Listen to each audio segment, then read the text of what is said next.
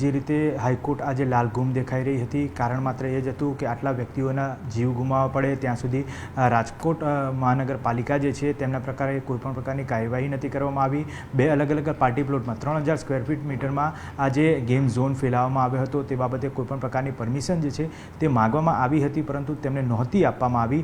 તો કયા બેઝ ઉપર તેમને આપવી જોઈતી હતી, ખાસ સાથે એ પણ કહેવામાં આવ્યું કે અત્યાર સુધી કેવા પ્રકારની નીતિઓ બનાવવામાં આવી છે ફાયર સેફ્ટીને લઈ, લોકોના આવા જીવ જ્યારે ગુમાવવા પડતા હોય છે ત્યારે કેવા પ્રકારની રાજકોટ નગરપાલિકાએ કાર્યવાહી કરી છે, પોલીસે શું કાર્યવાહી કરી છે, આ તમામ બાબતે જે છે પૃચ્છા કરતા એડિશનલ એડવોકેટ જનરલ મનીષા લવકુમાર શાહે પણ એ બાબતે માહિતી હાઈકોર્ટને પૂરી પાડી હતી કે છેલ્લા 3 વર્ષથી આ પ્રકારની જે ગેમિંગ ઝોનની છે તે ચાલતી હતી।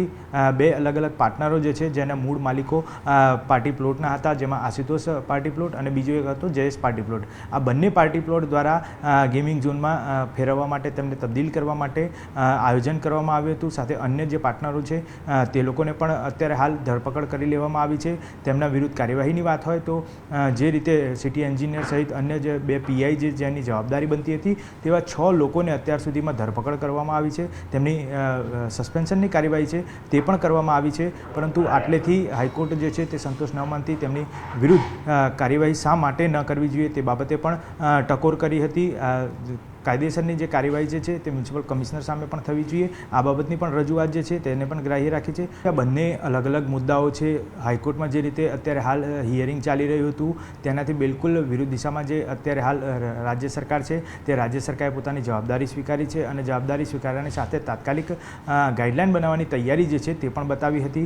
મહત્ત્વનું છે કે મહેસૂલ વિભાગ અને સરકાર આ ભેગા થઈ ગૃહ વિભાગ આ બંને થઈ એક નવી ગાઈડલાઇન બનાવવાની જાહેરાત જે છે તે કરવામાં આવી છે। આગામી દિવસોમાં આ ગાઈડલાઇન જે છે તે જાહેરાત કરવામાં આવશે, જેની અંદર એ બાબતોનો સમાવેશ કરવામાં આવશે કે અત્યાર સુધીમાં જે રાઇડો તૂટી છે, આગજનીની ઘટનાઓ બની છે તેના માટે કોઈ નવી ગાઈડલાઇન જે છે ફાયર સેફ્ટીની લઈ તે પણ બનાવવામાં આવશે।